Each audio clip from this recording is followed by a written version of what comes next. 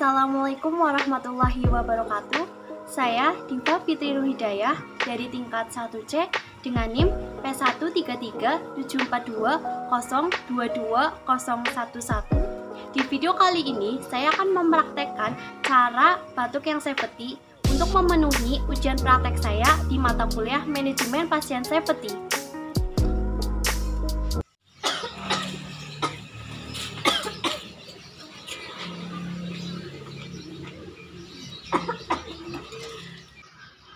Tutup hidung atau mulut menggunakan tisu atau menggunakan lengan baju ketika Anda batuk ataupun bersin.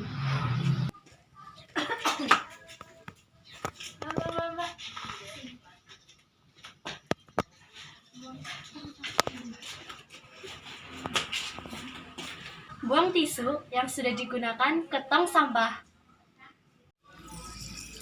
Cuci tangan dengan menggunakan air bersih dan sabun atau pencuci tangan berbasis alkohol.